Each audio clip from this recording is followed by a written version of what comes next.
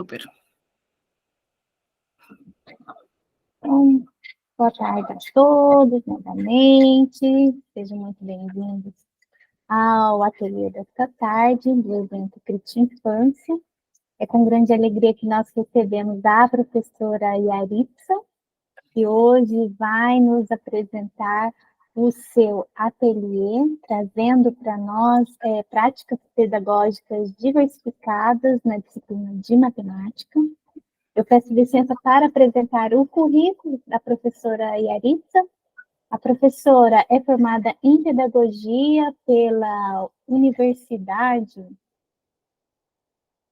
deixe-me localizar aqui, pela Universidade de Magalhães, no Chile, com especialização em matemática, pela Universidade Diogo Portales. Tem também uma formação em inglês pelo programa de bolsas de estudos da Tromel Patagonia Institute.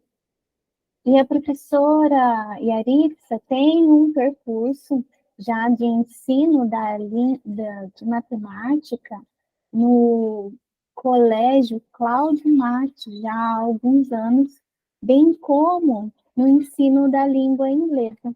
Eu tive o prazer de conhecer a professora Yaritza no Japão, no momento em que fazíamos um curso pela JICA, a Agência de Cooperação Internacional entre Brasil e Japão, e imagino que no Chile deve ter a Agência de Cooperação Internacional entre Chile e Japão.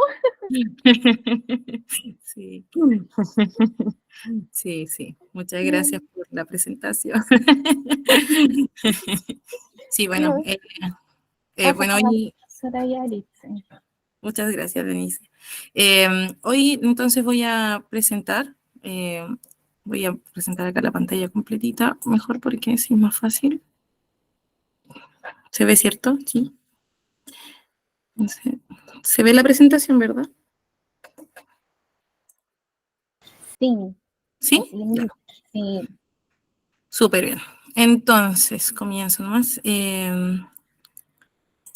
Es importante entonces, bueno, recordar que esta presentación está enfocada principalmente en las prácticas pedagógicas diversificadas en la disciplina de las matemáticas. Esta presentación se va a dividir en dos partes.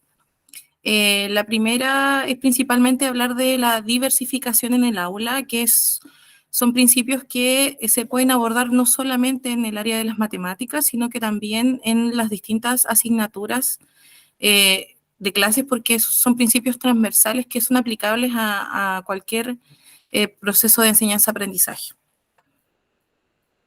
Mi nombre es Yaritza Ojeda Paredes, tal como indicó Denise, agradezco mucho la presentación. Soy profesora de Educación General Básica de la Universidad de Magallanes y especialista en matemáticas, ¿cierto?, en la Universidad Diego Portales. Antes de partir con la presentación propiamente tal, quería compartir un par de artículos que me pareció interesante de mostrar, que han ido apareciendo desde hace varios años atrás, pre-pandemia, como por ejemplo este que aparece en pantalla, que es de un medio formal de Chile, en el cual se indicaba ya en estudios de la OCDE que los estudiantes de América Latina no se encuentran preparados para resolver problemas de la vida real. De hecho, en efecto, ahí aparece, cierto, que Chile quedó en el lugar 36 entre 44 países. También ya para el año 2016 se estaba hablando, cierto, de que los países de América Latina nos encontramos con el peor rendimiento académico a nivel mundial. Y en el enunciado aparece que dentro de los 64 países, en un informe de la OCDE, Perú, Colombia, Brasil y Argentina, en ese momento se encontraban entre los 10 países cuyos estudiantes tenían un nivel más bajo en las áreas de matemática y ciencia. También, mismo en BBC News, ¿cierto?, aparecía que los estudiantes de América Latina no resuelven problemas en la vida real, ya como ya una afirmación, ¿verdad? No resuelven, no son capaces de hacerlo. La UNESCO, ya años después, alertó que ya desde el 2013 existía una falta de avances en los aprendizajes fundamentales en América Latina y el Caribe, y que además, entre los años que comprendían 2013 y 2019, el año justo previo a la pandemia, ¿cierto?, nuestros estudiantes no estaban alcanzando el nivel mínimo de las competencias fundamentales en las áreas de lectura y matemática que se esperaban. Ya en la evaluación PISA del 2018, la cual se aplica al 2018, pero que en el fondo aparecen los resultados del 2019, se hablaba ya de que el posicionamiento de nuestra región de América Latina, los resultados eran preocupantes y desafiantes. La mayoría de los estudiantes, ¿cierto?, tenían avances o mejorías muy leves y los niveles de desempeño alcanzados no eran de los más altos. En conjunto, en esta mismo especial de la evaluación PISA, se hablaba de que los países de América Latina no tuvieron cambios significativos en sus desempeños entre el 2015 y el 2018. En lectura figuraban, ¿cierto?, los países como Brasil, Chile, Costa Rica, México, Perú y Uruguay. Matemática, nuevamente Brasil y Chile, Colombia, Costa Rica, República Dominicana, México y Uruguay. Y en ciencias, Brasil, Chile, Colombia, Costa Rica, República Dominicana, México y Perú, entre los países que no tenían avances significativos. Entonces, quiero consultar a las personas que estamos acá, creo que no va a ser necesario el Menti, sino que quizás mejor hablarlo en cierta manera. ¿Por qué entonces creemos nosotros que esto ha ocurrido en nuestro continente? ¿Por qué esta situación se ha visto consecutivamente, ¿cierto?, en América Latina? No sé si algo me pueden comentar qué creen ustedes que podría ser lo que está provocando que, porque esto estamos hablando de resultados que son previos a la pandemia.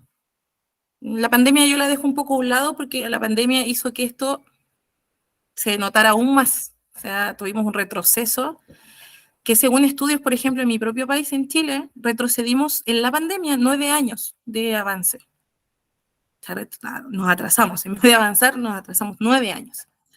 Entonces, ¿qué es lo que, lo dejo a libre como opinión, consideran ustedes que es lo que está generando, que ya no es actual, sino que ya venía desde hace varios años atrás, el estancamiento en la educación, en las áreas sobre todo de ciencias y matemáticas?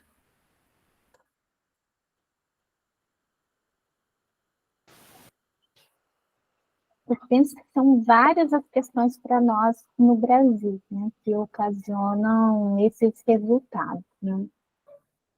Mesmo o sistema de avaliação nacional que nós temos, ele aponta essa estagnação no que diz respeito à aprendizagem dos alunos. E aponta também alguns motivos pelos quais isso está acontecendo. Um deles é, de fato, a formação inicial de professores, né? Nós tivemos algumas mudanças ao longo dos anos, no próprio currículo de formação geral de professores da educação básica, especialmente no curso de pedagogia. E essas mudanças, elas ocasionaram uma diminuição no quadro de horas para formação específica, né? Quando nós pensamos que antigamente, não tão antigamente, assim, né? O currículo anterior em que eu me formei, nós tínhamos as habilitações, né? Então, o professor, ele escolhia se ele iria fazer a sua especialização dentro do próprio curso geral, em formação inicial e séries iniciais, ou orientação pedagógica, ou supervisão pedagógica. Então, para se formar esse pedagogo numa formação inicial, nós tínhamos aproximadamente 6 anos. Né? E hoje, com a formação geral inicial, nós temos esse mesmo profissional, né, que na teoria ele é capaz de atuar em todas essas frentes com apenas 4 anos de formação. Né? Sem contar, né, os cursos com formação à distância, que muitas vezes não passam pela devida avaliação dos seus programas, dos seus professores, né, em relação à consistência do conteúdo e tudo mais. Essa é uma pergunta que daría horas de debate. Justamente, sí. Tenemos muchas barreras, y yo creo que estamos de acuerdo, que existen muchas barreras que han impedido que la educación en la región pueda perseverar y pueda alcanzar en niveles, ¿cierto?, que tienen otros países que son de un nivel mucho más desarrollado que los nuestros. Y mientras esas barreras que no solamente dependen de los profesores, sino que dependen del magisterio, de las políticas de educación, va a ser muy complicado o muy difícil que alcancemos estos estratos tan altos que nos toca o que aspiramos a alcanzar. Por lo tanto, ¿qué podemos hacer nosotros en el fondo? Ya que a eso apunta en cierta manera la pregunta. Si bien los profesores nos sentimos como en un mar, como que estamos en un mar y que somos como un granito en todo este mar, ¿cierto? Podemos, a través de diversas estrategias, mejorar estos aspectos desde nuestro lugar de trabajo.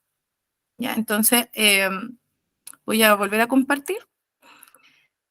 Acá. Ya. Entonces, vamos ya de nuevo a la presentación. Y habiendo hablado un poquito sobre esto, que como claramente Denise decía, podríamos estar horas hablando de esto, y no lo vamos a hacer porque hay que continuar. Dejo acá en pantalla la siguiente imagen, en donde aparecen distintos niños, ¿cierto? Expresando muchas diferencias. Una indica, yo soy la virucha, ¿cierto? Que significa que es como alta. Yo no tengo padre.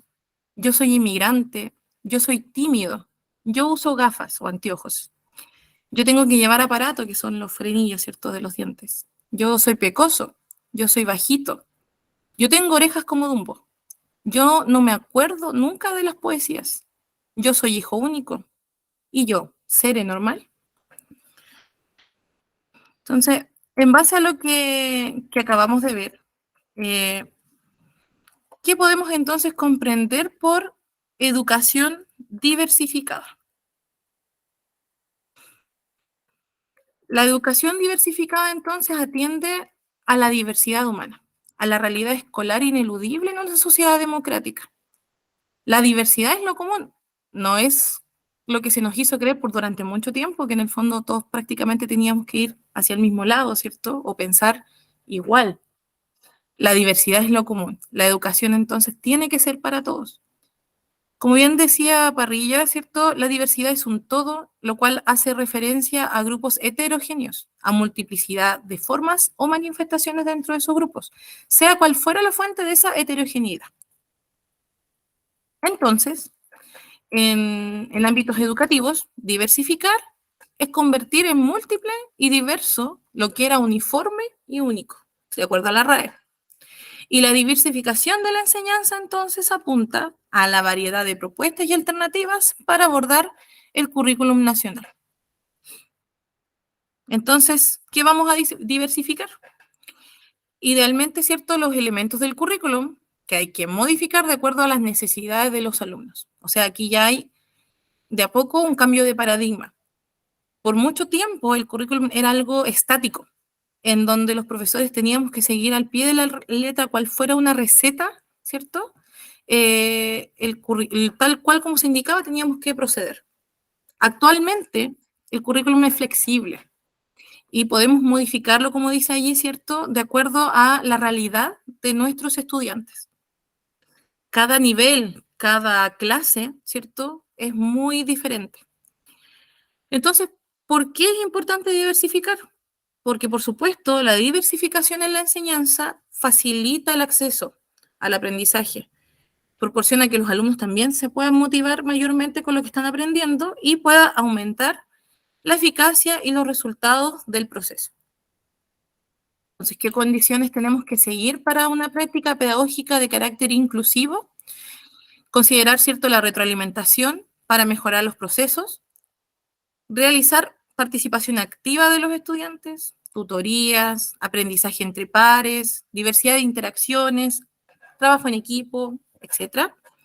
Y que todos deben participar, profesores, familia, profesionales, asistentes de la educación, otros estudiantes, personas con discapacidades o con capacidades diferentes y miembros de la comunidad. Los docentes, y aquí quiero hacer un poquito hincapié, ¿cierto?, deben trabajar colaborativamente entre sí con otros profesionales. Lamentablemente, por mucho tiempo y por muchos años, se trabajó mucho en el ámbito de que el profesor era una especie de isla, que trabajaba solo, que era dueño y señor de su aula. Y eso trajo muchas consecuencias para la educación actual, porque si bien ya hace más de 10 años se lleva promoviendo este sistema de que el trabajo debe ser mayormente colaborativo, donde debemos articular en la enseñanza, todavía existe mucha reticencia por parte de gran parte del profesorado de realizar este tipo de prácticas. Lo sienten como más una sensación de que me están presionando, porque va a haber otro profesional que va a estar viendo lo que yo hago y que a lo mejor va a enjuiciar lo que yo hago. Y eso ha costado este cambio de paradigma, que fue algo muy reiterativo y sistemático, de que el profesor, cada un profesor era una isla y trabajaba de manera individual, ha generado esa dificultad en poder realizar prácticas pedagógicas inclusivas. Debido a que inclusive las nuevas generaciones tienen esa reticencia a este cambio.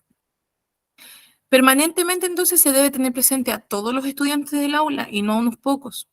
¿Ya? Muchas veces ocurría el paradigma anterior de que se tomaba en consideración a los que seguían como el ritmo de la clase y los que no eran capaces de alcanzarlo iban quedando, ¿cierto? Y la autoevaluación permanente de las prácticas, los docentes cuentan deberían contar con el apoyo del equipo directivo y de sus pares, y una práctica pedagógica inclusiva entonces otorga a los profesores y profesionales la oportunidad de compartir experiencia, de generar ese debate pedagógico como el que estamos teniendo en este momento, aprender de otros dentro y fuera del aula de clases. Y aquí es donde aparece un principio que yo estoy segura que en Brasil también se ha escuchado mucho, que es el famoso DUA, ¿cierto? El principio del diseño universal aplicado al aprendizaje. Si bien este principio se empezó a escuchar ya desde el año 2010 en adelante aproximadamente, ha costado mucho implementarlo, ¿ya? Porque el diseño universal incluye todo lo anteriormente mencionado en cuanto a las aulas inclusivas. Por lo tanto, ha ido como lentamente insertándose en el sistema educativo. ¿Qué considera entonces el DUA? La variedad de propuestas y alternativas para abordar el currículum, diferentes situaciones, diferentes espacios de aprendizaje, diversos materiales educativos, diversos procedimientos de evaluación. No todos los alumnos responden, ¿cierto?, al mismo estilo de evaluación y no todos tienen las mismas habilidades para ser evaluados, en el sentido de que algunos tienen mejores habilidades de argumentación y si yo realizo una interrogación, por ejemplo, el alumno quizás me va a responder absolutamente todo versus si yo aplico una evaluación escrita o de alternativa en la que quizás puede que se confunda o que le cueste un poquito más procesar ese tipo de evaluación. Entonces, la idea es buscar distintas vías o caminos que aseguren a todas y a todos los estudiantes alcanzar, de acuerdo a la necesidad particular de cada uno y sus posibilidades, los objetivos esenciales y básicos establecidos en el currículum escolar. Y el DUA, planteado por Cast, que es una de las personas que más aparece, ¿cierto?, en los estudios, menciona que constituye uno de los modelos posibles para abordar la diversificación de la enseñanza, pero no es el único, ¿ya? Entonces, aquí me quiero detener un poquito. Me quiero detener un poquito. Sí, tengo curiosidad en realidad. Principalmente, sí, esto del diseño universal del aprendizaje se ha venido escuchando. Yo creo que sí, pero la verdad es que no lo he socializado con gente de Brasil en realidad. Sí, cómo se ha ido aplicando este proceso. Por lo menos en Chile ya llevamos aproximadamente unos 10 años, pero todavía falta mucho. O sea, todavía hay muchas cosas que no han cambiado. Eh, se habla mucho del dúo a la hora de hacer un consejo de profesores y todos hacen magia y cuando en la realidad tú observas, se siguen realizando las prácticas de hace 30 años atrás. Entonces, está como concientizado, se conoce el modelo, pero no se aplica o se aplica muy poco. Entonces, quisiera escuchar igual ustedes sus opiniones al respecto.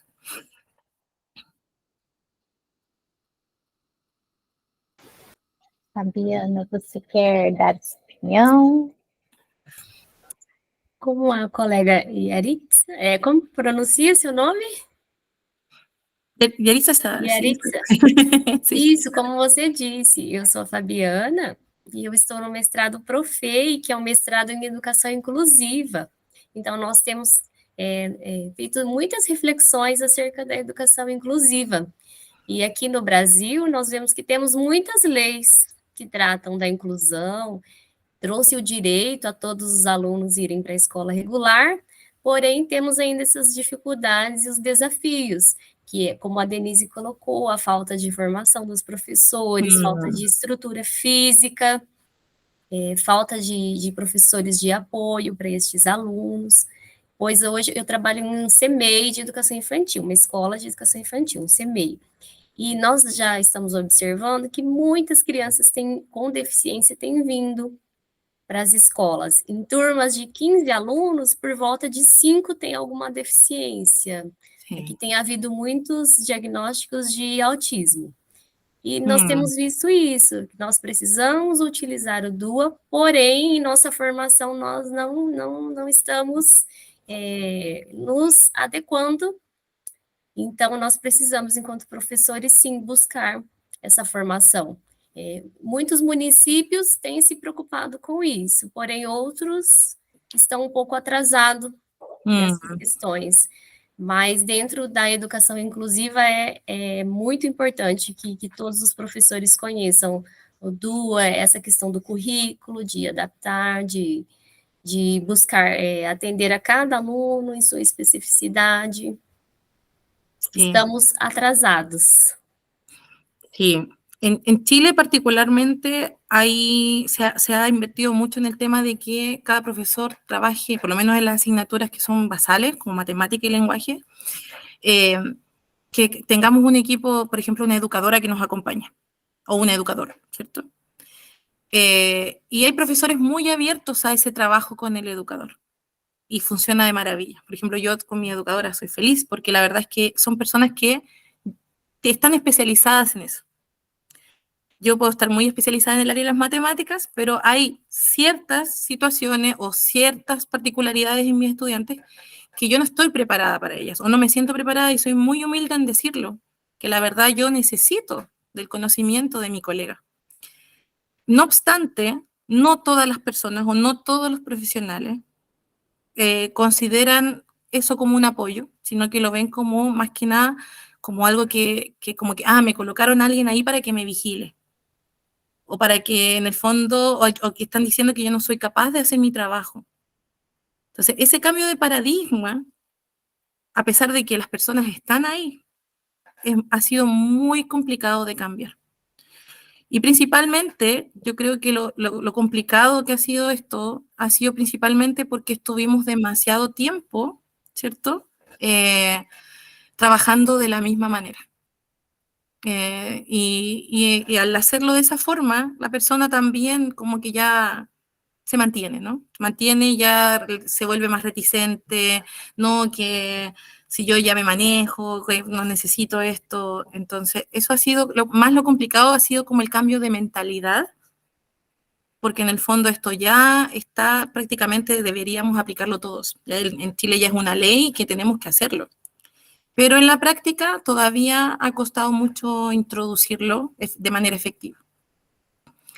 Pero de a poquito vamos avanzando, que esa es la idea. Muchas gracias por tu opinión, Fabiana. De verdad que es interesante conocer también la realidad en otros países. Estamos tan cerca, pero a veces también hay cosas que son muy distintas unos de otros. Continúo entonces. Voy acá a la pantalla completa. Ya, vamos acá. Entonces, como manifestaba recientemente, entonces, el DUA es un conjunto de principios para el desarrollo del currículum que proporciona a todos y a todas las estudiantes la igualdad de oportunidades para aprender. El objetivo, entonces, es que todos y todas accedan, participen y progresen mediante el principio de la igualdad. O sea, que la educación sea igualitaria.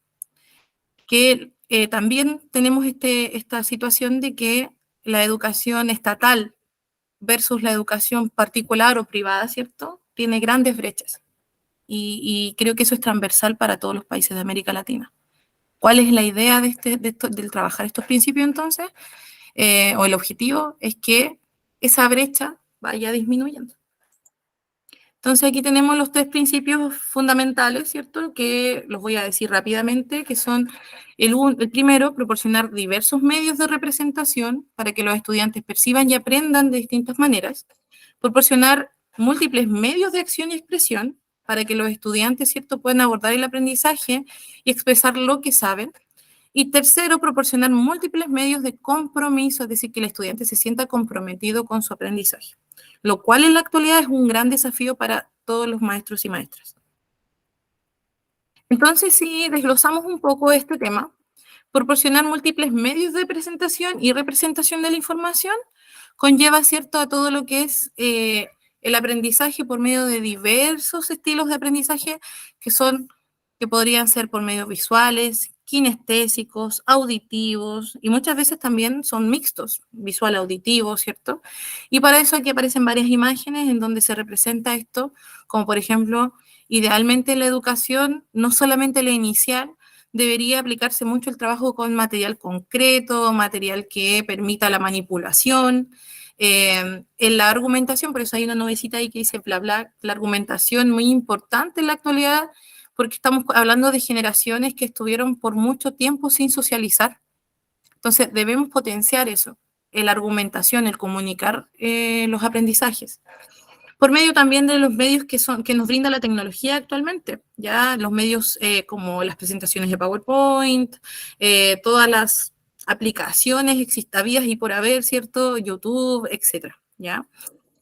Por medio, entonces, el otro principio es proporcionar múltiples medios de ejecución y de expresión, ya que no solamente sea, por ejemplo, la prueba escrita, sino que también podamos utilizar el arte por medio, ¿cierto?, de los medios tecnológicos, por medio de la música, por medio de, como mencionaba recientemente, la argumentación. O sea, la ejecución no debería ser solamente abogarse al lápiz y al papel.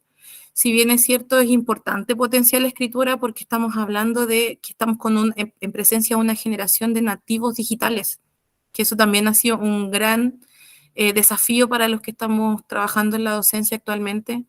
También no debemos como que se pierda, porque también la tecnología puede ser nuestro gran apoyo en la educación, pero también puede ser una gran dificultad. Y por medio de la escritura, ¿cierto? Se desarrolla la lectoescritura, el desarrollo del vocabulario, también se trabajan los 2 hemisferios, ¿cierto? Porque hay que decodificar para poder escribir con determinada letra.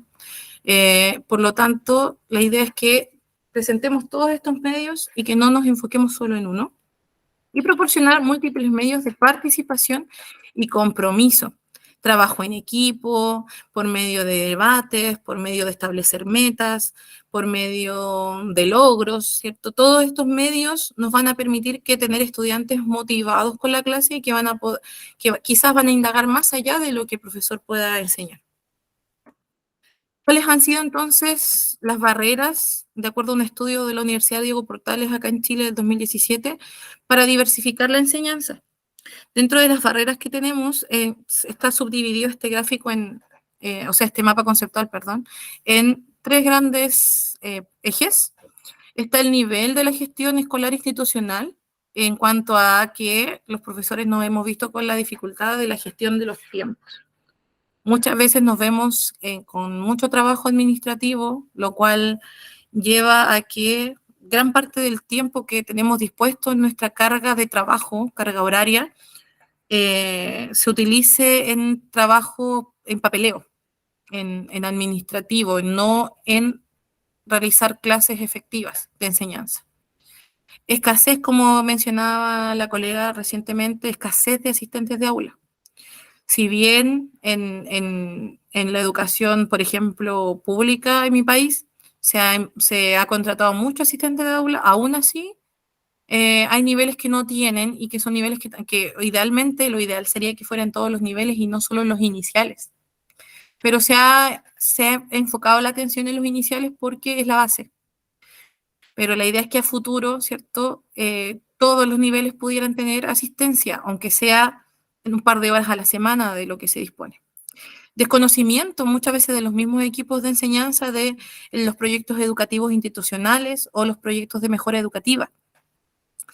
Las mismas evaluaciones estandarizadas también generan una barrera para la diversificación de la enseñanza porque hace que el eje muchas veces de los establecimientos educacionales vaya principalmente enfocado a rendir, en tener un buen resultado en estas evaluaciones y dejando un poco de lado la diversificación, sino que enfocándonos en una receta para lograr obtener este buen resultado en esta prueba. La cantidad de estudiantes por cursos, que creo que es un problema transversal en América Latina, ¿cierto? Que los niveles, cada nivel tiene una cantidad de estudiantes que es demasiado alta para un solo profesional de la enseñanza, lo cual no permite que podamos trabajar de manera particular o individualizada, ¿cierto? Con nuestros estudiantes, ir viendo como con cada uno sus necesidades porque no alcanza el tiempo. Y en Chile, bueno, la ambigüedad de la aplicación del decreto 83, que es el decreto que está enfocado en la diversificación de la enseñanza, que es demasiado ambiguo, demasiado amplio, entonces cada docente lo aplica a su manera, ¿no? Y obviamente al hacerlo de esa forma, a veces no se aplica correctamente. En cuanto al ámbito profesional, tenemos que dentro de las grandes barreras está que la misma falta de tiempo no permite que los profesionales puedan tener acceso a formación docente porque no tienen el tiempo para hacerlo. Muchas veces no hay un buen manejo o no hay tampoco tiempo para manejar bien todas las actualizaciones del currículum educacional.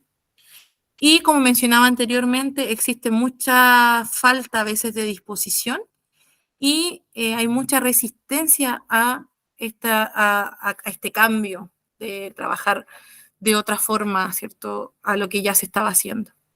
En cuanto al nivel de aula, el gran problema que nos ha traído, que ya existía previamente a la pandemia, pero que se ha intensificado en razón de la pandemia, ha sido la baja asistencia de los estudiantes a clases. La asistencia irregular a clases no permite un buen desarrollo de los aprendizajes porque se pierde ese hilo conductor. Hay tensiones, ¿cierto?, entre la cobertura curricular y la diversificación, que era lo que mencionaba anteriormente, ¿cierto?, que a veces no se condice mucho las antiguas bases con este nuevo paradigma. Y falta de equipos de aula consolidados en algunos casos porque en muchos establecimientos hay mucha rotación de profesorado. Pero también existe un lado positivo, que están los facilitadores para diversificar la enseñanza. Y dentro del nivel de gestión escolar e institucional, tenemos cierto que hay muchos establecimientos que realizan una revisión y análisis del proyecto educativo institucional y del proyecto de mejora educativa, en donde se dedica un tiempo incluso en el año, como no hay tiempo en el quehacer docente para poder hacerlo como de manera más individualizada, los mismos colegios generan estas instancias, o las escuelas. Revisión de la estructura de planificación de clases, hay una clara estructura de eso. Existen muchas redes de apoyos entre colegios, existen muchos equipos multidisciplinarios ya que permiten que podamos, ¿cierto?, compartir experiencias, y diseño y análisis colaborativo de clases, que es el trabajo que se realiza mucho con educadores diferenciales. En cuanto a lo profesional, así como también hay muchos profesores que se resisten al cambio, está también el otro lado de la moneda. Existen profesores, ¿cierto?, que tienen un alto compromiso y disposición al cambio. Hay también muchos docentes que están dispuestos a reflexionar al respecto. También hay muchos profesionales que presentan esta flexibilidad y capacidad de adaptación. Hay interés ya en formarse profesionalmente y cada instancia que surge la toman. Y también hay muchas personas que tienen altas expectativas en lograr mejores aprendizajes en base a la diversificación. Por lo tanto, no podemos generalizar.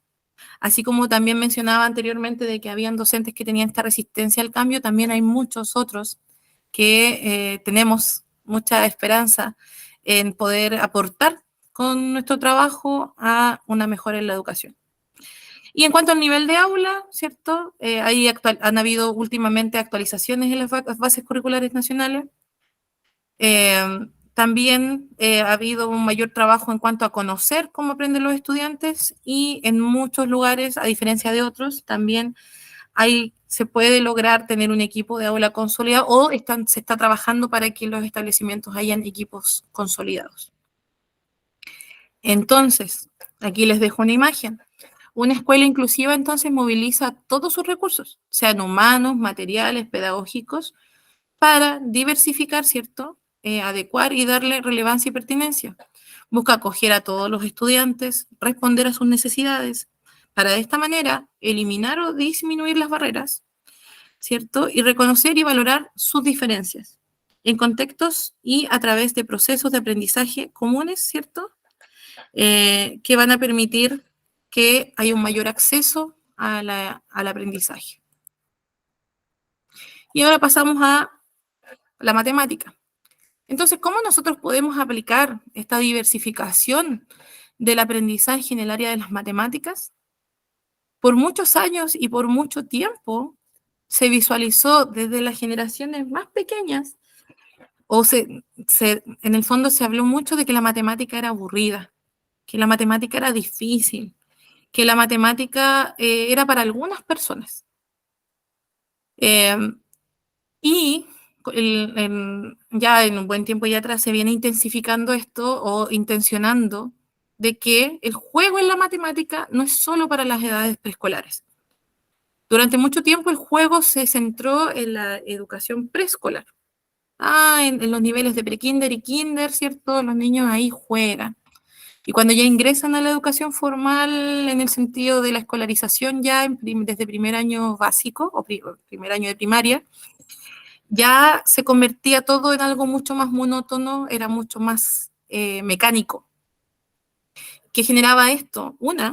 Que hubiera un cambio brutal en la transición de la prebásica a la educación básica, que eso también afectaba mucho en el autoestima del estudiante, de sentir que todo era entretenido, que podían alcanzar el aprendizaje por medio del juego, a llegar a un punto en que si no aprendía o no captaba a la primera, ya era en el fondo yo no soy bueno para esto. Entonces, ¿qué se busca? Que la matemática, por medio del juego, ¿cierto?, se logre llegar a estos aprendizajes y que no se satanice la matemática como una disciplina, sino que se entienda que la matemática no es compleja, sino que simplemente quizás ha estado mal planteada o mal presentada. Por lo tanto, los juegos proporcionan la trama adecuada para que los niños y niñas resuelvan situaciones que desafíen su curiosidad y desarrollen actitudes y valores que son transversales a las matemáticas. La matemática entonces se debe concebir como algo divertido y útil, no como algo aburrido y mecánico como mencioné anteriormente. Y para esto debemos utilizar diversos medios lúdicos que favorezcan estos procesos. Esto consiste en aprovechar el juego como un recurso didáctico, en lo cual vamos a poner énfasis en lo que hemos tenido resultados más descendidos, los cuales son la resolución de problemas, la discusión y la argumentación, la elaboración de hipótesis y el fomento, ¿cierto?, del juego mismo y la generalización de resultados, ¿cierto? ¿Qué consideraciones debemos tener en el uso del juego al aplicarlo en las matemáticas?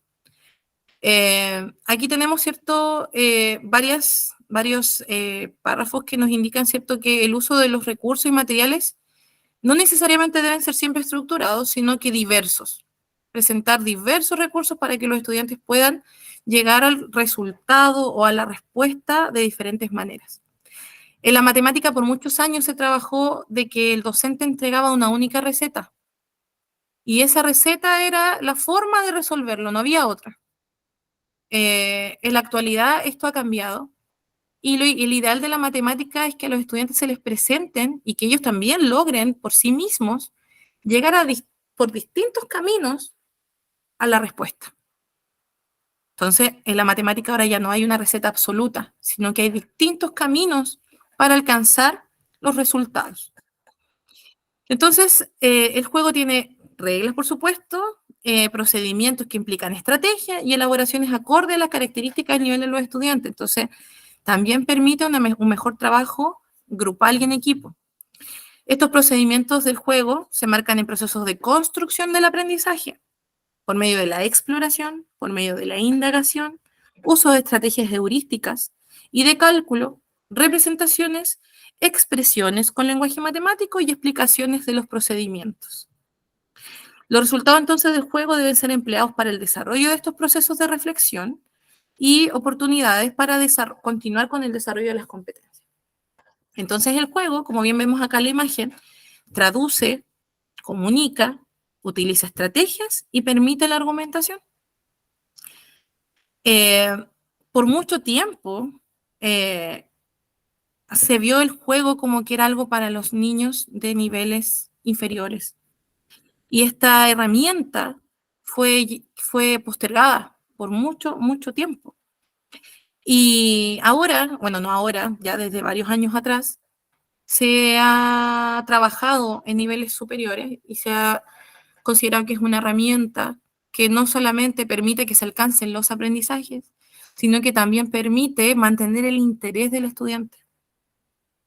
Tenemos que pensar que hay estudios que indican que la cantidad de minutos de atención del estudiante para una cátedra, por ejemplo, o una ponencia, una presentación, son limitados.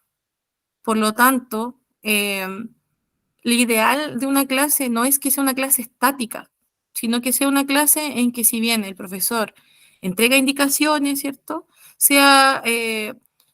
Genere un andamiaje entre el conocimiento y el trabajo del estudiante personal, su práctica independiente. Y ahí entra el juego en curso. El juego permite que los estudiantes puedan desarrollar estos aprendizajes de manera independiente. Y bueno, otra estrategia son las rutinas matemáticas, que si bien es cierto, yo estas rutinas las aprendí principalmente o las empecé a desarrollar en base a la experiencia que tuvimos recientemente en Japón con las becas de JICA. Si bien mi pasantía no fue para las matemáticas en sí, pude observar que para la enseñanza, por ejemplo, del idioma japonés, se trabajaban diversas rutinas diarias, rápidas, cortas, pero que a la vez eran muy efectivas, porque se trabajaban conocimientos de cosas, de matemática, de áreas o de contenidos, que si nosotros los enseñamos, por ejemplo, en un momento en el año, el alumno lo va a estudiar en ese momento del año para tener una buena evaluación, pero con el tiempo lo va a olvidar porque lo va a estudiar para ese momento. En cambio, si nosotros algunos contenidos que son muy aplicables al día a día, los aplicamos diariamente y no nos va a tomar más de 5 minutos recordarlo, afianzarlo, ¿cierto? Vamos a lograr aprendizajes mucho más efectivos por medio de una rutina corta, diaria, que si nosotros le dedicamos, por ejemplo, 2, 3 semanas en el año. Entonces aquí, bueno, yo presento acá un pequeño calendario que esto es para niveles ya de preescolar, ¿cierto? En donde aparecen los días de la semana, en donde se cuenta una cantidad de elementos al día, la pregunta del día, cómo está el clima, ¿cierto? Que son preguntas para ir desarrollando, ¿cierto? Que se vayan ubicando en el tiempo, en el espacio, en el ámbito numérico, etcétera. Ya para niveles superiores, ¿cierto? Se puede trabajar con el calendario ya, pero propiamente tal, ¿no? Y no solamente como recordar qué fecha es hoy y que lo ubiquen en el calendario, sino que realizar preguntas que conlleven al pensamiento lógico matemático. Como por ejemplo, si hoy día estamos a 6 de julio, ¿qué día fue el día de ayer? ¿Qué día fue antes de ayer? ¿Qué día será mañana? ¿Qué día será pasado mañana? Si hoy es 6, en 2 semanas más, ¿qué fecha será? O qué día de la semana, perdón, si hoy día estamos a julio, ¿cuál fue el mes anterior? ¿Cuál fue el mes antepasado? Y así ellos van desarrollando esta capacidad de respuesta rápida y de poder ubicarse mayormente en el espacio. Si hoy día estamos a 6, ¿cuántos días faltan para que termine el mes? Entonces podemos desarrollar muchas preguntas matemáticas con un simple calendario, en donde los alumnos ya van poco a poco desarrollando la abstracción en estos aspectos. Ocurrió que estas pequeñas rutinas yo las empecé a emplear este año tal cual como lo hacían los profesores en Japón, con mis estudiantes de tercer año básico, tercero y cuarto. Y al principio era una locura porque no se ubicaban. Y son niños de tercero y cuarto año básico que ya tienen entre 8, 9 y 10 años. Y era increíble que de verdad el calendario para ellos era algo que independiente que lo habían trabajado en segundo básico, lo habían trabajado en primer año básico, al concentrar como este aprendizaje, no como un aprendizaje diario, sino que un aprendizaje que se hacía en algún momento del año, lo olvidaban. Entonces, sucedió que al principio estaban muy perdidos y fuimos de a poquito, de menos a más. Y cuando ya terminó el semestre, el calendario para ellos era algo muy fácil y lo manejaban muy rápido, incluso se adelantaban a mis preguntas. Y, no me y los calendarios los colocamos en todas las salas, cada mes los vamos cambiando y los vamos trabajando todos los días, y no solamente en matemáticas, sino que los demás profesores de las demás asignaturas también lo tomaron para que la escritura de la fecha tenga sentido. Porque, ¿qué pasaba? Que antes los niños escribían la fecha, pero lo escribían y no sabían lo que estaban escribiendo. Era como que, sí, hoy día es 6 de julio del 2020. Se ubicaban, decían, es el año, pero el mes, el día, cuál día era, no había como una conciencia clara. Otra rutina, por ejemplo, simple y fácil de llevar a cabo es el uso del reloj. ¿Ya? El reloj de madera que tiene las famosas agujitas, que el profesor puede pararse adelante, ¿cierto? Ir explicando poco a poco, ir avanzando de menos a más. Primero las horas en punto, las horas y media, las horas y cuarto, y de ahí ya las horas con minutos, segundo, con todo. ¿Ya? Entonces, y eso se va trabajando día con día. Me llevé la sorpresa de que estas rutinas, tanto con el calendario como con el reloj, las empecé a trabajar este año, y el reloj les costó un poco más que el calendario, pero ya para fines del primer semestre, las últimas evaluaciones, como les puse, ni siquiera lo evalué, sino porque estaba evaluando otros contenidos, y en los contenidos, al final de la prueba les coloqué ejercicios de la hora analógica y del reloj con preguntas que igual no eran simples, y que no llevaba puntajes, y no era como si tú quieres, hazlo. Y los niños, como esto lo trabajaban a diario, estaban muy contentos, lo desarrollaron y les fue muy bien. Entonces ahí te das cuenta que hay aprendizajes que son simples y que nosotros podemos abordar en el día a día, que no es necesario que tú en el año le entregues 2, 3 semanas, sino que al hacerlo en el día a día, de manera flash y corta, puede llegar a ser mucho más significativo que le dediques un montón de semanas, varias semanas en el año. Así que eso fue una muy buena experiencia y que se va a seguir aplicando. O sea, ya el reloj lo aprendieron, el calendario, y la idea es ahora buscar otros conocimientos del área de las matemáticas que sean simples de llevar a cabo en una rutina diaria. Entonces, eso es muy importante y muy valioso. Para desarrollar las competencias matemáticas, entonces, tenemos que los principios de actuar y pensar matemáticamente en situaciones de cantidad. Los estudiantes, entonces, expresan los resultados a través de materiales concretos. Está más que conocido y sabido de que la mejor manera de que los estudiantes manejen los ámbitos numéricos, cuando ya son números superiores al 100, ¿cierto?, es por medio del conteo del dinero. Además de ser un material que es cercano a la realidad de ellos, para ellos es interesante, porque en el fondo ellos sienten que van a poder ir a comprar o salir a algún lugar y les van a entregar un billete o un dinero, ¿cierto? Y van a saber cuánto me tienen que entregar de vuelta, cuánto tengo que pagar. Para ellos es muy interesante el tema del manejo del dinero y es muy motivador. Por lo tanto, es un material que no se debe descartar y que es fácil de crear, que no necesariamente tengo que comprar un kit de dinero falso, sino que puedo imprimirlo y aplicarlo.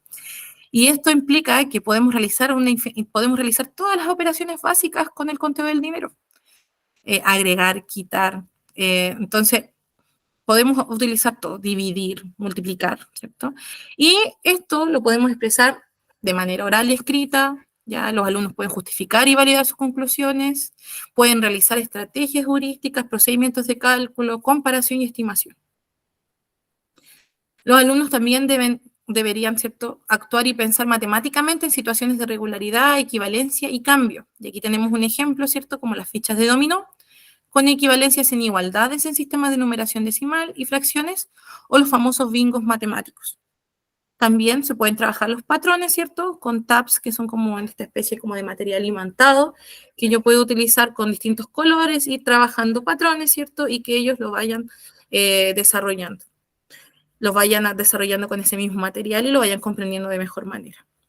¿Ya? La misma forma, entonces, ellos pueden planificar lo mismo de lo anterior, pero le podemos sumar que pueden planificar, ejecutar y valorar estrategias heurísticas.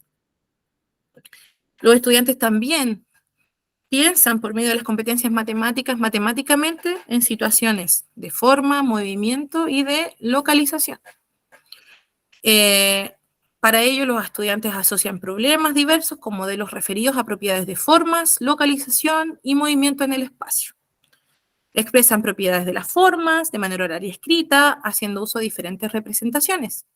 Justifican, validan ciertos supuestos, hipótesis, conjeturas respecto a las propiedades y planifican y ejecutan estrategias heurísticas por medio de distintos procedimientos. En pantalla aquí pueden ver, ¿cierto?, diferentes estudiantes construyendo y copiando modelos de formas bidimensionales, ¿ya?, y tridimensionales.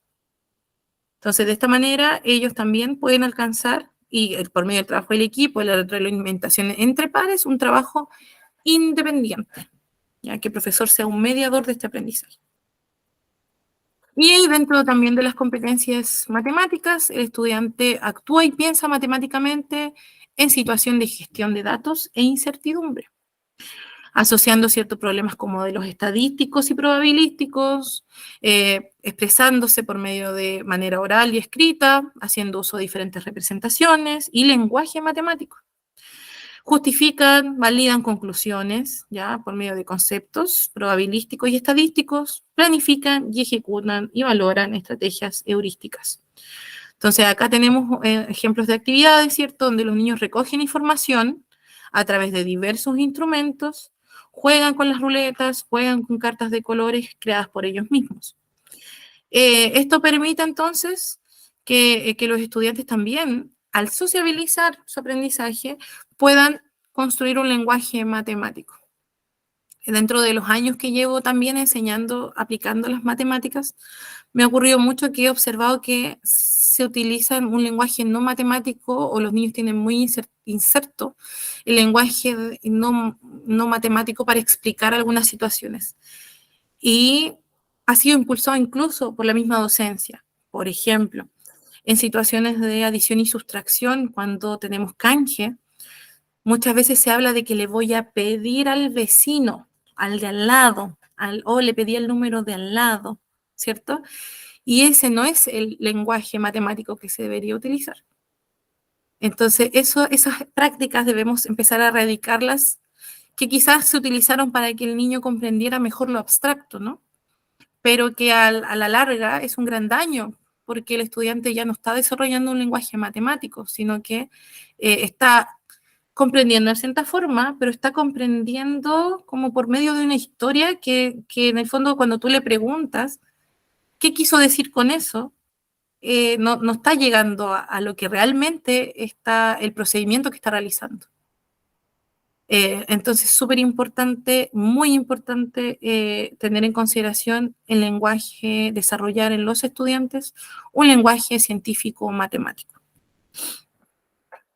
Y dentro de las competencias igual, perdón, entonces, la secuencia didáctica de la sesión de matemática implica comprender los problemas matemáticos, buscar estrategias, representar de lo concreto, ¿cierto?, a lo simbólico, formalizar el aprendizaje, reflexionar y transferir. Y tenemos también entonces la gran dificultad de los días de hoy, el enfoque en la resolución de problemas.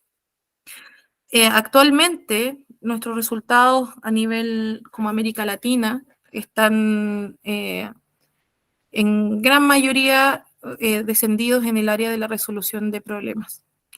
Quizás nos hemos enfocado mucho en la resolución, ¿cierto?, de números y operaciones, más que en las situaciones matemáticas o en la resolución de problemas y situaciones matemáticas.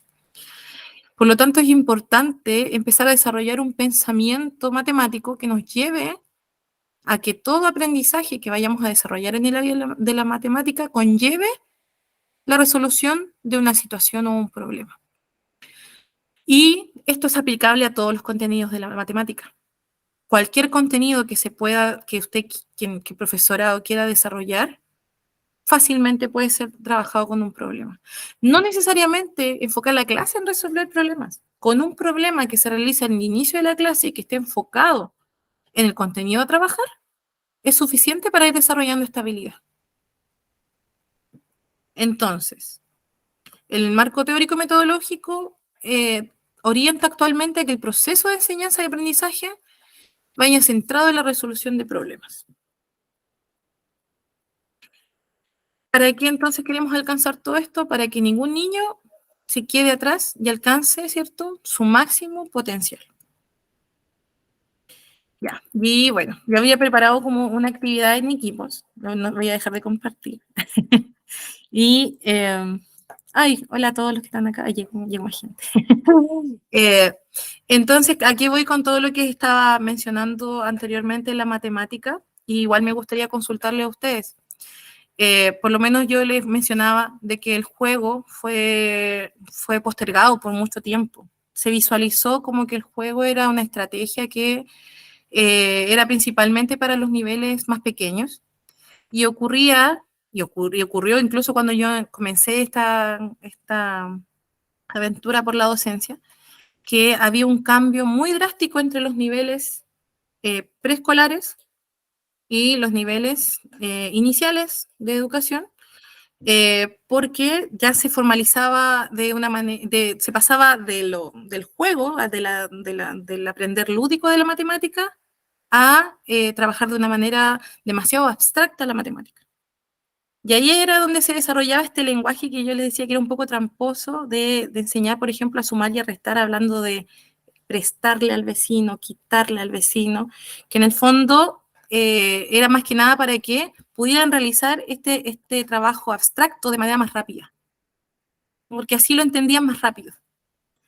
Pero en el fondo estamos generando un daño, porque eso se traspasó, y actualmente yo me encuentro con padres que todavía enseñan a sus hijos de esa manera.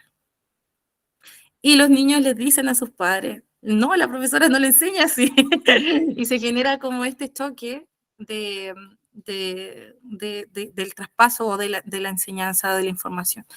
Entonces, ahora actualmente, como les decía, y todavía pasa mucho que ahora en la educación básica ya se está abordando más el juego, para todos los niveles. ¿A dónde estamos teniendo nuevamente este quiebre? En la enseñanza media.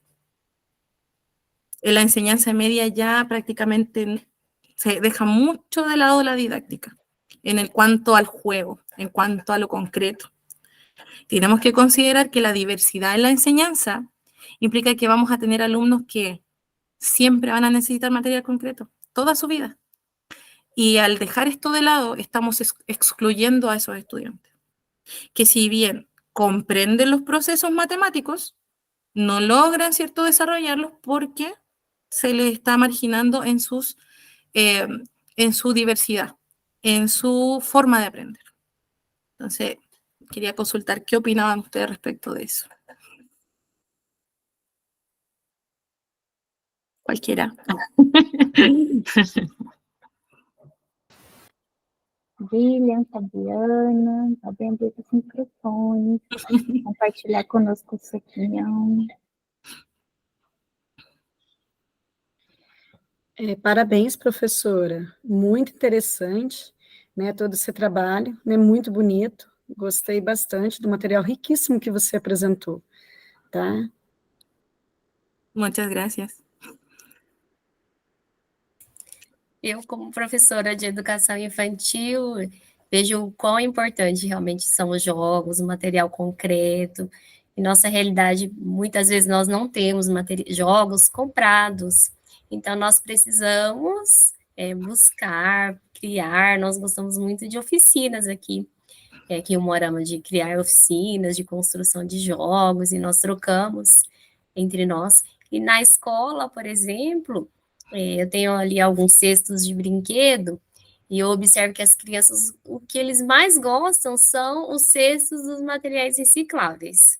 Eles ficam encantados, curiosos, as crianças com deficiência também. Então, até hoje que eu separei latas, materiais recicláveis diversos para construir novos jogos, porque eles acabam, como as crianças manuseiam muito, acabam ali se perdendo rapidamente. Também gostei muito da rotina que você mostrou. Na minha sala também tenho alguns exemplos, eu tenho uma rotina do tempo, dos momentos do dia, desde a chegada com imagens, então isso facilita a criança, ela ter essa noção do tempo, do espaço, e aí o ponteiro vai rodando conforme o andamento do dia, isso faz baixar a ansiedade das crianças, então é muito gostoso. Eu também já fiz a rotina das cores, onde cada dia da semana tinha uma atividade, eu enviei para casa, para os pais, e eles iam conversando com a criança o que haveria na escola naquele dia. Então, gostei muito do seu material, agradeço a exposição que você trouxe para nós, é muito rico mesmo. Muito obrigada. Muchas gracias. Sí, de hecho, el tema de las rutinas, en mi caso, por ejemplo, que yo trabajo siempre en educación inicial. En la educación inicial se pierde mucho. Tengo entendido que en la educación prebásica, las educadoras de párvulo trabajan muchísimo los materiales de rutina cotidiana, pero ese trabajo, al pasar a la educación inicial, se pierde, porque ya empiezas a trabajar contenidos mucho más complejos. Entonces me acuerdo que, bueno, con Denise, que compartimos la misma beca de estudios en Japón, observábamos cómo las profesoras no era una o dos, era a veces 5 o 6 estrategias muy rápidamente y los niños las desarrollaban muy rápido. Y entonces ahí tú comprendes que a veces no es necesario dedicarle gran tiempo en el año y eso ¿qué genera? A mí el tema de la rutina, que lo hago rápido y que ando con mi material para todas partes, que es puro material hecho a mano,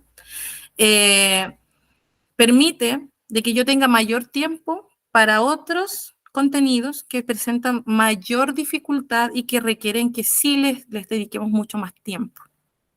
Entonces, al desarrollar diariamente esta rutina, yo al ver que ya desarrollaron una, ya elimino esa, paso a la otra y así. Por ejemplo, ahora ya pasamos a los cuerpos geométricos. Entonces ya esos están todos listos y también lo hicimos con papel y con mi educadora de diferencial. Entonces esos los tenemos listos y los presentamos solamente y vamos todos los días recordando aristas, caras, vértices y rápido. No le dedicamos mayor tiempo y de esa forma vamos adelantando conocimiento y vamos haciendo de que la mayor parte del tiempo se vayan estas habilidades que están más descendidas. La resolución de problemas, ¿cierto? El tema del cálculo mental que tanto cuesta desarrollar en los estudiantes, pasar de lo concreto, ¿cierto? Lentamente pasar a los abstractos. El trabajo de la multiplicación y división que tanto dolor de cabeza les da a los niños le tienen miedo a la multiplicación y a la división. Por lo tanto, ya igual se ha roto ese paradigma de que antes era solo memoria, que te tienes que aprender las tablas de memoria y que las pruebas eran memorizar la tabla. Actualmente ya no se aplica de esa manera. Actualmente es importante que ellos comprendan primero el proceso de por qué, ¿cierto?, se llega a esos resultados. No sirve que se la sepa de memoria si no entiende qué es lo que está haciendo. Entonces, todas estas estrategias que son antiguas, por ejemplo, la caja Mackinder, que es un instrumento muy antiguo, pero que es tan simple de realizar y que permite que los estudiantes desarrollen las 4 operaciones básicas, ¿cierto? Que tú puedes pedirles que lo hagan con un material reciclado, ¿cierto? Que la personalicen, porque yo les pido que la hagan en la casa, no pierdo tiempo en el colegio. Yo envío una instructiva al hogar y les digo que yo necesito ese material para tal fecha. Entonces, y les envío así como el paso a paso de cómo lo tienen que crear. Porque imagínense, me pongo a hacer eso con los niños en el colegio, pierdo mucho tiempo valioso. Entonces, lo solicito y cuando ya están todos, ¿cierto? Empezamos a trabajar con ese material concreto y ellos lo personalizan. Entonces, algunos tienen caja Mackinder de unicornio, del dinosaurio, y les encanta porque es mi caja, mi material. Y a medida que van progresando, ellos se empiezan a dar cuenta que ya empiezan a ir, tienen que ir de 2 en 2, solamente de 3 en 3, lo van ya como, y algunos ya me dicen, ya no la necesito, y la dejan en la casa. Entonces, de a poco van uno a uno ya eliminando la caja. Pero no es un proceso forzado. Es un proceso que ellos en su tiempo, cuando ya se sientan que no la necesitan, ya no la traigan mal al colegio. Entonces, esa es como lo que quiero transmitir en realidad con la presentación de hoy, en el fondo, transmitir de que la matemática tenemos que convertirla en un proceso atractivo, porque estamos con generaciones que, como yo explicaba al comienzo, son nativos digitales y son niños que están sobreestimulados. Entonces, si nosotros seguimos con la misma receta de siempre, de la clase expositiva, de la clase en que todos tienen que copiar al mismo tiempo, en que les paso el libro y hagan ejercicios ahí, en el fondo, lo que estamos generando es, estamos generando que se vuelva monótono, que se vuelva mecánico, y que el día de mañana tengamos más y más personas que no optan por carreras relacionadas a la matemática, porque cargan con ese estigma de decir que desde pequeños no eran buenos para eso. Incluso en la actualidad hay deficiencia de profesionales de la matemática, por el mismo tema de que la matemática siempre se ha presentado como una disciplina aburrida, mecánica y difícil. Entonces, cuando tú te encuentras de repente la situación que me ha pasado, que he tomado cursos con niños que yo entro a la sala, están llorando porque les va a tocar matemática, porque ya venían de antes, obviamente, porque todos los años cambian de profesores los niños. Entonces, y tú vas y dices, no, pero si la matemática es linda, tú vas a aprender. Ahí tú te das cuenta de que efectivamente hay mucho que mejorar todavía. Y cuando ya ese mismo niño tú lo ves a fin de año y te dice que ahora sí le gustan las matemáticas, significa que en el fondo estás aportando a que eso mejore. Entonces, no hay que verlo como algo tan complicado, hay que simplificarlo. Y simplificarlo parte de nosotros mismos, de que nosotros como educadores tampoco sintamos que tenemos que hacer grandes cosas, sino que a veces lo más simple nos va a permitir que ellos avancen rápidamente. Si nosotros se lo presentamos como algo simple, algo que cualquiera puede hacer, ellos también van a sentir que ellos lo pueden hacer. Entonces, para finalizar, igual les quiero mostrar otras cositas, pero para finalizar como el PowerPoint en sí, voy a compartir acá, un segundito. Ya, acá. Acá tenemos, ¿cierto?, que por ejemplo un recurso que se llama el aula virtual, ¿ya? Y que es un recurso que se utilizó mucho en pandemia, pero que se puede utilizar también en las aulas de clase, que lo voy a compartir, creo que lo tengo acá abierto en una pestaña. ¿En dónde? No, no lo tenía abierto. Lo voy a compartir de inmediato, que tengo el link acá abajo. Un segundito. En donde no solamente lo concreto nos puede ayudar en cuanto al desarrollo de las matemáticas, sino que las matemáticas están muy ligadas, me equivoqué de correo acá, están muy ligadas a lo tecnológico. Y lo tecnológico también, ¿cierto?, es parte de esta gran ciencia. De hecho, todo lo que estamos haciendo ahora, que estamos conectados acá en el Zoom, son una infinidad de algoritmos, ¿cierto?, que están detrás. Entonces, bueno, acá yo les presentaba entonces un poquito el aula, que tiene distintas estrategias, ¿cierto? Por ejemplo, acá tenemos el Polypad de los manipuladores, que es del Matigón, en donde si de repente por a veces motivo tenemos ausencia de recursos, esta es una aplicación, una página, no sé si se ve la pantalla, Denise, que no las veo a ustedes cuando comparto. ¿Se ve lo que estoy mostrando? Denise. Sim, conseguimos ver. Tiene acá una serie, está en inglés, pero tampoco es muy complicado de traducir en el fondo, que está dividido en subáreas como geometría, números, fracciones, álgebra, datos y probabilidades, juegos y aplicaciones. Entonces, a veces pasa que no necesariamente tenemos que tener algo así como, de repente, por falta de tiempo, por falta de recursos, pero sí podemos, por ejemplo, utilizar, no sé, el data del colegio y podemos utilizar materiales, ¿cierto?, que están a nuestra disposición en los medios virtuales.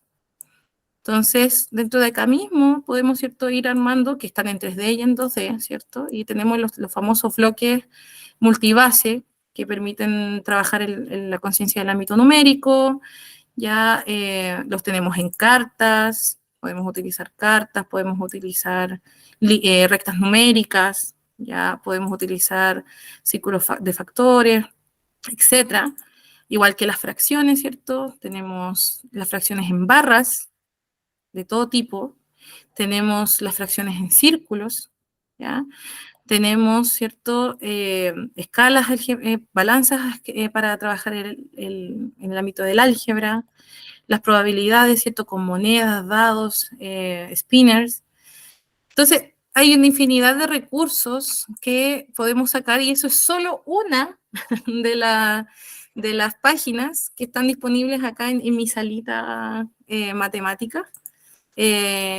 Y que tiene, por ejemplo, esta sala matemática, tenemos el link puesto en la pizarra de la sala, y podemos abrirlo y de aquí mismo ir utilizando todos estos recursos que son tan atractivos para los niños, en donde pueden jugar.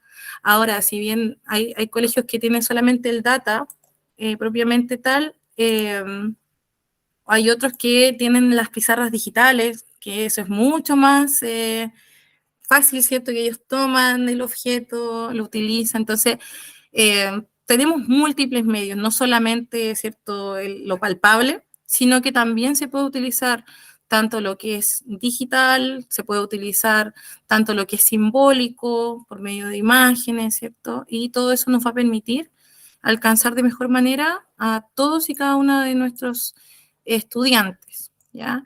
Y también, por ejemplo, aquí hay otro material, que este ya es un PowerPoint, por ejemplo, que es un PowerPoint que es como un juego, ¿cierto? Y que tiene distintas etapas. Entonces, a medida que el grupo curso va avanzando, vamos superando etapas. Lo interesante de esto es que esto no es necesario que pasen a la pizarra, sino que, por ejemplo, en mi caso, que no podíamos comprar pizarras para todos los niños, lo que hicimos fue que hicimos unas pizarras como artesanales, que son la típica bolsa plástica con el cartón blanco adentro, y con el plumón ellos podían escribir y borrarla. Entonces, por medio de esas pizarras, ellos iban participando en estas actividades, y estas actividades, como les mostraba en la presentación, el juego tiene sus reglas. Y entonces leemos las reglas, hacemos un recordatorio del contenido de lo que estamos desarrollando y continuamos con el juego. Continuamos con el recordatorio, perdón. Ejemplos, porque ya uno modela también, ¿cierto?, el aprendizaje, y una vez que ya hicimos todo este modelamiento, pasamos a el juego propiamente tal. Y después de eso, entonces, leemos las instrucciones y ahí los estudiantes, ¿cierto?, participan. Entonces, por ejemplo, ellos tocaba que leyeran lo que les estaban pidiendo y ellos escribían en su pizarra cuál era el número correcto y a todos al mismo tiempo lo tenían que hacer, y una vez que lo hacían, por ejemplo, en este caso, el número sería 345, entonces, ¿cómo es que se llama? Bueno, suena una campanita que no sé por qué ahora no suena, pero cuando se logra, suena como una especie como de, y si está mal, suena una bocina.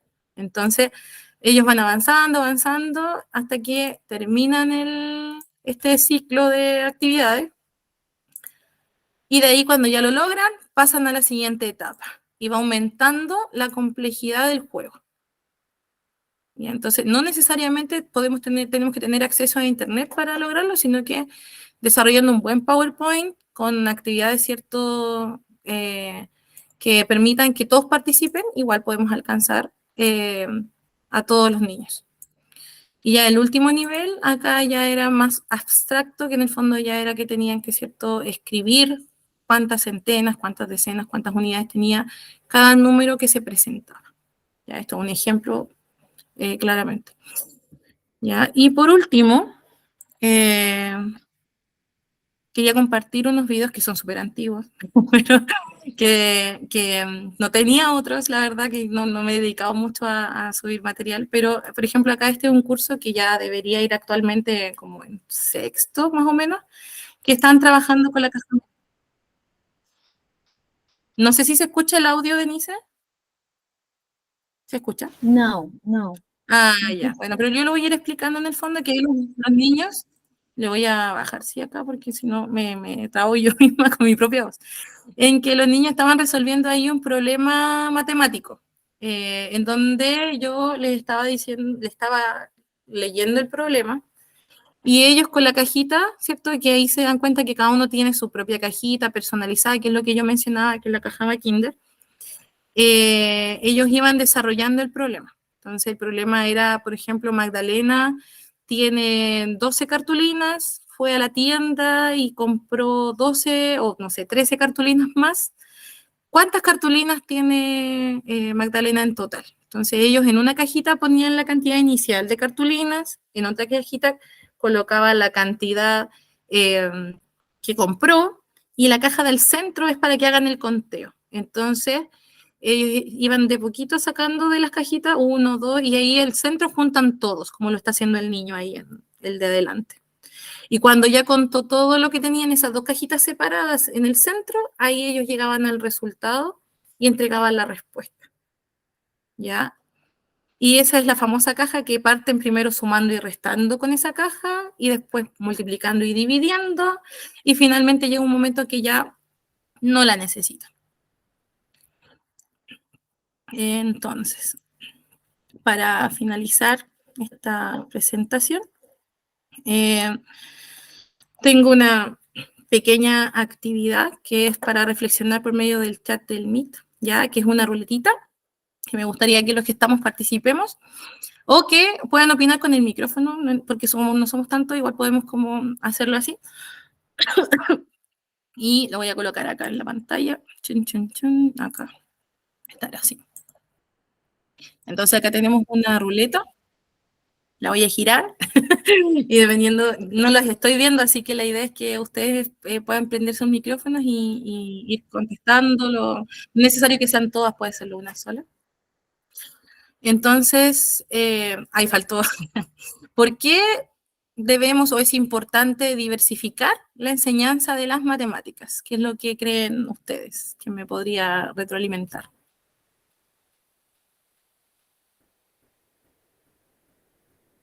¿Por qué entonces es importante diversificar en la enseñanza de las matemáticas? Acredito que por conta do que nós já falamos, cada criança ela aprende de um jeito, uma visual, outra auditiva, então é importante, de acordo com o DUA que nós conhecemos, ensinar a matemática de diversas formas, com música, com material concreto, jogos corporais, de diversas maneiras. As crianças, elas ficam encantadas e elas não se cansam, elas não enjoam desses jogos. Podemos levar ali todas as semanas e eles sempre têm o desejo de brincar e como é importante esse coletivo, eles trabalharem juntos, as crianças com deficiência, cada um com a sua necessidade, então é muito importante sim, diversificar todas as semanas, trazer coisas novas para ele. Você já comentou da questão das mídias digitais, como as crianças estão, assim, já vêm de casa, muito, assim, mexe muito no celular, ficam muito à frente à TV, então como é importante na escola eles terem esses momentos de aprendizagens com esses materiais pedagógicos. Muy bien, muchas gracias. Sí, de hecho la diversificación también permite que incluso ellos mismos puedan llegar por otro camino al resultado. Es interesante cuando, por ejemplo, ellos mismos crean su estrategia. Y es una estrategia que a veces pasa que nunca las había escuchado Y ellos me dicen, no, mire, si lo cuento hacia atrás así, lo cuento hacia adelante así, yo llego al resultado. Y lo analizamos y efectivamente. Entonces, la diversificación también potencia la creatividad de los estudiantes. Así que súper bien, muchas gracias. Vamos a hacer 2 preguntitas más y de ahí finalizamos. Vamos a ver la siguiente. Y ahí está. ¿Qué dificultades entonces existen en la enseñanza de las matemáticas en la actualidad? ¿O qué dificultades ustedes creen que se les han presentado en su contexto actual en la enseñanza de las matemáticas? No se peleen. Oi. Muitas crianças, elas têm medo, acho que vem de casa, que o pai não gosta, ou o pai teve alguma dificuldade com matemática, e já chega na escola, né, eu não sei, eu não gosto, eu não, né, aí uma coisa assim deles, né. Quando eles começam a aprender e ver que é fácil, principalmente esses jogos ajudam bastante, a questão do concreto e a questão da autoestima, eu falo sempre para minhas crianças assim, você é bom em matemática, eu uso, às vezes tá devagarzinho, tá fraquinho, tá assim, não, mas você é bom em matemática, e daí ele vai se apropriando daquilo, né, e fica bom, assim mesmo, pelo menos razoável, acompanhando a turma, né, mas é que ele parece que vem com paradigma, com um negócio de casa, que matemática é um bicho de 7 cabeças, por isso que isso, na educação infantil, quanto menores eles são, de estar ensinando eles a trabalhar, a aprender com o concreto, né, eles vão se apropriando desses conceitos lógicos, que são fáceis de pegar, e eles, em matemática, tipo uma escada, tem que aprender um grau para subir no outro, e vai ficando fácil para eles, tá? Sí, muchas gracias. Sí, esa es una de las principales dificultades que tenemos actualmente y que es un desafío que tenemos que tomarlo y verlo de manera positiva, considerando de que en el fondo, cuando logramos, como les mencionaba, de que llegue el fin del año o del curso y que los niños te digan, esta es mi clase favorita, o no era tan complicado como yo pensaba, eso es una gratificación que uno siente, estoy caminando por buen camino, por ahí la mejor retroalimentación va a ser esa, ¿cierto? Entonces, no tomarlo como algo desmotivante cuando de repente tenemos estudiantes que llegan con esa predisposición, ¿no? De que no saben, que no soy bueno, que no me gusta, sino que verlo como un desafío. Yo voy a lograr que ese estudiante se reencante con esto. Muchas gracias. Y la última, vamos a eliminar esa para que no se repita. Ya, vamos al siguiente. Última preguntita.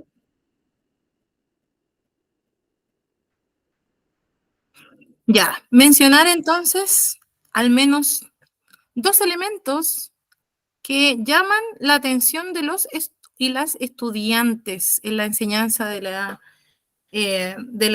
educación. Y ahí aparece una imagen, ¿cierto? Como de igualdad, realidad, ¿cierto? ¿Qué elementos entonces le podría llamar la atención a un estudiante para que pueda comprometerse mayormente con su aprendizaje?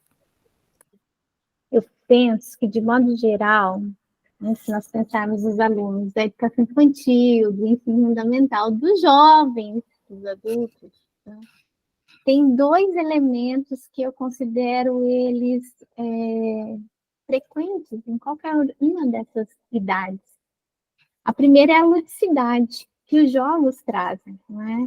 A gamificação, a aplicação das regras do jogo no ensino, isso é algo que nos mobiliza, né? Ainda que nós não sejamos muito bons em determinados jogos, o fato de estarmos fazendo juntos, né, de ter esse teor lúdico, mobiliza, chama a atenção dos alunos.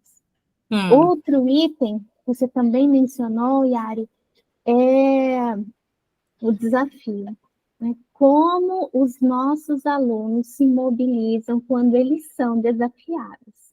Até nessa experiência que nós tivemos durante o estágio no Japão, uma das coisas que eu fazia quando eu entrava em sala e alguém pedia, você fica com os alunos um pouquinho, porque eu preciso ir em uma reunião, nós fazíamos alguns desafios, a depender da idade, o desafio mudava, né?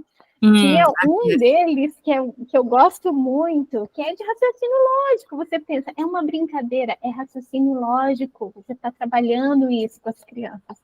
Eu sempre apresentava para elas, e sempre apresento quando estou em sala de aula, que eu acho muito divertido ver as falas dos alunos, né? O que eles pensam que é, como se resolve aquilo. Então, eu sempre pergunto, um elefante sentou na cadeira de perna cruzada. Que horas são? E eles ficam horas e horas e dias, às vezes, porque eu demoro para dar resposta. Justamente. Sim. Sí, los niños de hecho tienen esa cosa innata como de la competencia, como de ser de, me dices que, a ver si lo voy a, no, yo lo voy a hacer, lo voy a lograr, como que ponerle una meta, un desafío, para ellos es eso de responder a un reto, perdón, es algo muy, muy atractivo para los estudiantes. Así que muy interesante que lo hayas recordado, que lo hayas sacado en este momento, porque la verdad es que sí, en la matemática uno de los principales recursos, de hecho, es el desafío. De hecho, para un cierre de clase es mucho más atractivo para ellos presentar un desafío que a veces es una reflexión. Si en un cierre de clase le presentas un desafío, ellos como que corren a responderlo, y aunque queden muy pocos minutos de la clase. Pero cuando de repente una reflexión es como, participan, pero un poquito, no es tanta la emoción. Para finalizar, entonces, quiero dejar esta frase de la gran Gabriela Mistral, poeta Premio Nobel de Literatura de nuestro país, la cual también era docente, profesora, profesora de aulas rurales y también fue directora en colegios, justamente en la ciudad en la que estoy, ella fue directora acá en la Patagonia. Enseñar siempre en el patio y en la calle como en la sala de clase. Enseñar con actitud, el gesto y la palabra. Así que con esta frase yo estoy por finalizada mi presentación. Les agradezco mucho su asistencia, su participación activa. Para mí esto es muy valioso, lo valoro mucho, y también muy agradecida de la invitación de Denise, quien fue compañera en nuestra experiencia en Japón. Y por lo tanto, cuando me lo contó, yo de inmediato le dije, sí, por supuesto. Y así que muchas gracias por esta instancia. Y también por poder compartir con ustedes, poder conocer, porque a veces igual nosotros nos encerramos un poquito en nuestra realidad y pensamos que de repente nos encerramos en eso y decimos, nos tiramos un poco hacia abajo, ¿no? Y de repente conocer también otras realidades que a veces también estamos enfrentando en conjunto, los mismos desafíos como continente, implica que a lo mejor el aporte que nosotros hagamos desde el aula no solamente va a ser un aporte para nuestra realidad local, sino que en el fondo estamos siendo un grano de arena, como decía, en esta gran playa que somos todo el continente y que estamos todos con un granito, estamos aportando a que nuestros niños y niñas puedan obtener una educación igualitaria y de calidad, que esa es la gran meta que todos tenemos. Así que eso, muchas gracias. Muito obrigada, professora Larissa. Foi um ateliê muito rico, com muitas estratégias que você trouxe para nós no ensino da matemática, e o interessante notar como todas essas estratégias podem ser aplicadas não só no ensino da matemática, não é? Podem ser aplicadas nos diferentes campos de experiência. Aqui no Brasil, nossa Base Nacional Comum Curricular coloca os campos de experiências como uma organização de conteúdos basilares que devem ser desenvolvidos nos alunos da educação infantil. E no ensino fundamental também, de fato, como você mencionou, nós perdemos muitos aspectos que são importantes, significativos para os alunos, né, e que são, por vezes, deixados de lado durante o ensino fundamental, para que se focalize mais no desenvolvimento da escrita, e nas inúmeras práticas que ainda persistem, né? Ainda que nós tenhamos diferentes bases teórico-metodológicas que apresentam outras possibilidades, como o DUA, nós ainda também convivemos com essas práticas tradicionais. Então, muitos aspectos da educação no Chile também se apresentam aqui no Brasil. E é muito bom poder ouvir as experiências exitosas que têm sido feitas aí, que também podem ser realizadas aqui no Brasil. E eu gostaria de abrir agora para perguntas. Fabiana, Lilian, se tiverem alguma pergunta, por favor, fique à vontade.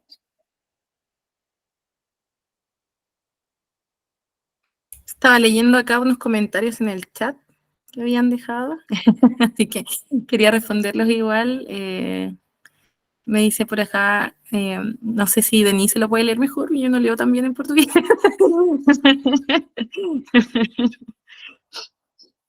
Você entende bem português, professora? Sí, lo comprendo más que lo logro hablar. Ah, tá. Sí, É porque eu compreendo espanhol, não sei falar, mas dá para entender. Eu queria pedir para você se era possível, né, essa sala que você mostrou para a gente de jogos virtuais, se você pode disponibilizar o link, ou como a gente faz para ter acesso, né? Seria tão interessante. La salita de matemática. Isso. Enquanto você vai procurando aí, Ari, eu leio aqui os comentários. Tá? A Fabiana colocou que é muito bom, podemos trabalhar dessa maneira desde a educação infantil, trazendo a matemática para o dia a dia, fazendo uso destes materiais concretos, assim as crianças aprenderão conceitos sobre o tempo. Quando você trouxe a possibilidade de uso de materiais concretos, com utilização também do calendário, do relógio. A Lilian colocou que o material concreto tem grande importância na aprendizagem das crianças. O que também foi muito interessante a apresentação da rotina para resolver, dessa rotina, né, para resolver situações, problemas. Né? Muitas vezes esse é um equívoco que também nós temos no ensino, na educação de base, de ensinar um problema e acreditar que aquele problema é uma situação problema, né? Alguns equívocos conceituais, o que é muito interessante a gente ter um espaço para discutir sobre isso. A Fabiana coloca aqui, da educação infantil, gostamos muito de oficina de construção de jogos. É verdade, né? Brasil, de modo geral. Gostamos muito. Voy a compartir el link del Polypath, que es donde están como las barritas y todo eso que les mostré. Y para el aula de matemática necesito, si les interesa, que me coloquen acá sus correos, porque hay que como facilitar el acceso, y ahí se los envío. Algún correo, sí. Algún correo electrónico para poder, porque es como un drive, entonces hay que facilitar el acceso, y una vez que ya tiene el acceso ya no hay problema. No es pública, pero más que nada porque es de la universidad en la que yo realicé mi posgrado.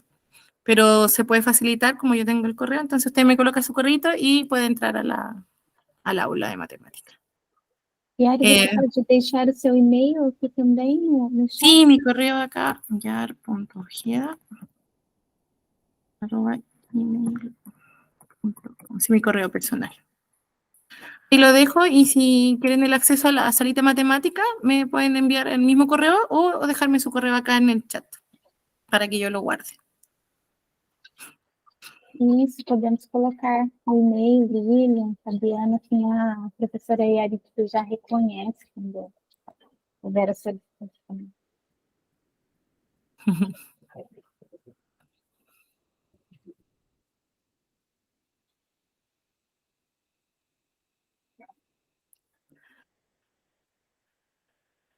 Perfeito. Alguém gostaria de fazer algum comentário, alguma pergunta antes de finalizarmos?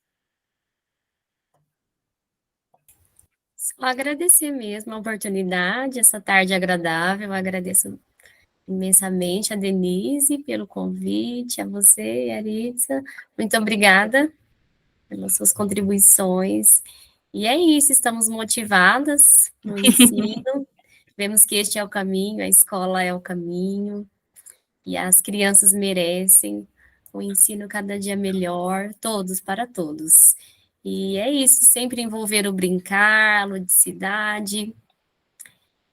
Aqui nós também buscamos manter algumas brincadeiras culturais para as crianças, para que não se percam, esconde-esconde, Três Marias, pular corda, sabemos que todas essas brincadeiras são valiosas, algumas canções culturais que trazem os números, enfim, só agradecer mesmo.